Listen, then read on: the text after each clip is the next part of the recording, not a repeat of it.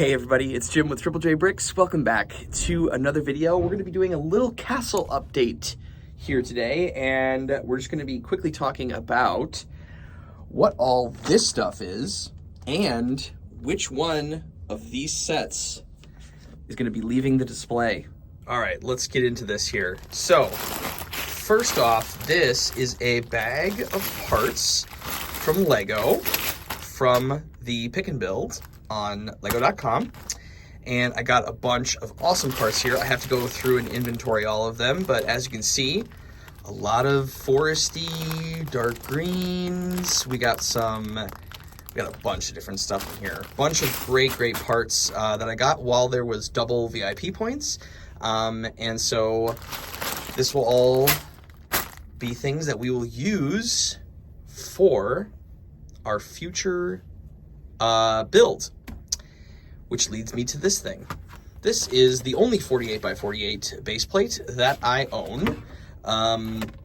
I've had this sitting for a while, and I've decided that we are going to be doing our next castle build on this. It's going to be half of like a rebrickable model and half of sort of my own creation, because I have found, it's called the Forestman Crossing. I'll link it in the description below. And I thought about doing this all as one video, but I decided there was a couple other things I wanted to touch on, and I thought that that should just have its own. But basically, I'm going to be doing a video where I put together this rebrickable model, but I'm going to be adapting it a little bit. And I'm also going to mills plate this, because I think that that Forestman Crossing that I'm going to be building is going to essentially kind of sit like right here.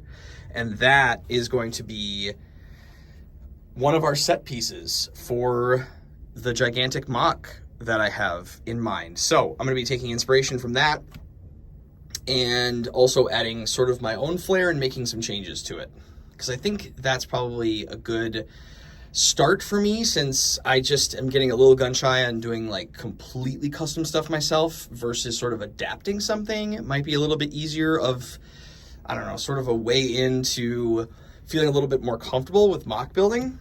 So that is what all of these parts are. All of these parts are for that build. And this time, unlike the castle and the forest build, I have separated them into smaller bags. And I will reuse these bags for other things, but I have started to separate them into a little bit more part-friendly things, so I don't make the same mistake as last time, just having everything in one giant bag. But yeah, so these two bags, again, I don't actually have all of the parts for this. This is all just from my inventory. So I haven't ordered any specific parts for this build, but I'm going to just use what I have and adapt to it, because nothing that I didn't have felt really like, oh, I can't build this type of thing. It just felt like, oh, I'll just have to change this a little bit. And that's okay, because that's also going to be a good exercise for me, I think, to do some more of the mock building. So that is what we have going on here. Now, before we move forward, another little update sort of on our display here. As you can see, I have all of my old childhood sets and like older castle sets that I picked up. And then there's a gap, there's a space here. I actually took down the Viking ship and I parted that out, the Lego Viking ship. I still have the Viking village up there, but I slid that over and now I have a little bit of space up there. And that is gonna get filled with Wild West sets, my old Wild West sets, because I have quite a few. I also have a couple more pirate sets as well, and this shelf is completely full. So I'm hoping I can fit the couple pirate sets I have left over up here and the Wild West sets. It might get a little messy. I may have to shift some things around. I'm not real sure. Not real sure what I'm going to do yet, but that's the plan that I have for up there.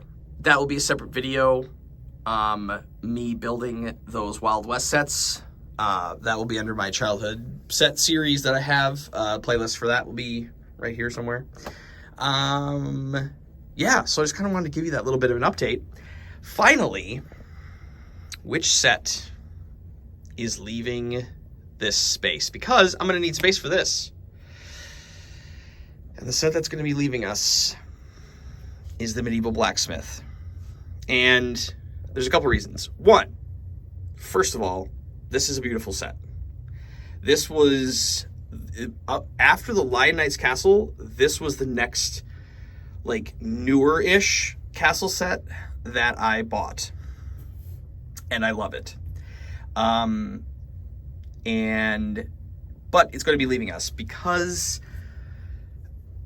the scale, which is a pretty known thing in the Lego castle community, that while this is a wonderful display piece and an excellent build, this blacksmith takes up like half of the Lion Knight's castle, which, you know, it's as tall as this tower. And unfortunately, that's just not going to work for me with sort of the scale that I'm planning on.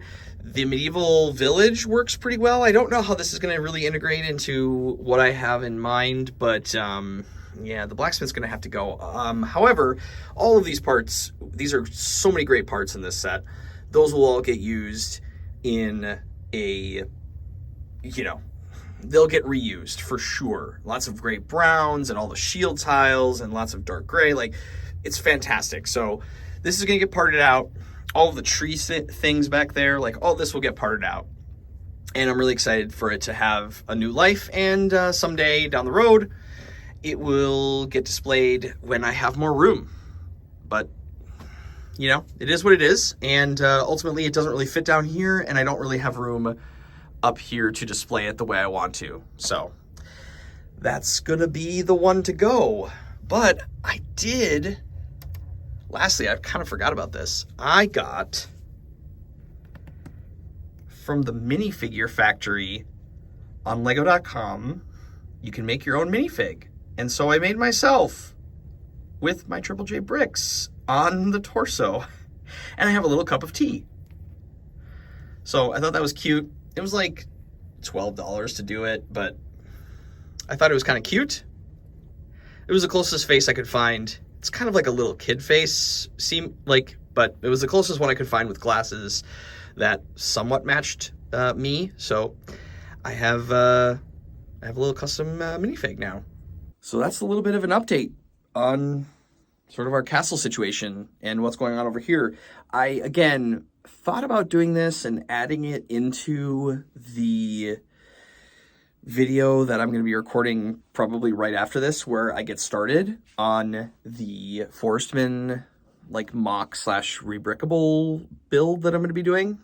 But then as I was looking around the room and thinking about some of the other things, and I got this big bag of parts, and, you know, deciding about the blacksmith and stuff, I decided that it was just going to be better to sort of make this its own little thing as sort of a little bit of a catch-up video, and then be able to just focus in the next one on building out this Forestman hideout. I'm kind of enjoying doing these little bit of update videos because, again, I don't release a video every day. There's a lot of stuff that ends up happening here in the Lego studio, and I don't necessarily record all of it, or I don't record all of my thoughts. Like, that would just be silly. So, and honestly, not something I really want to do, but I do like, you know, kind of like, oh, okay, I'm going to make a note on this. I'm going to talk about this. I'm going to make sure I tell everybody about this because it is important. And I don't want you to be like, hey, where did that come from? Or where did this come from? And I go, oh yeah, I forgot to mention that. This looks completely different. But yeah, so I just wanted to update you on that.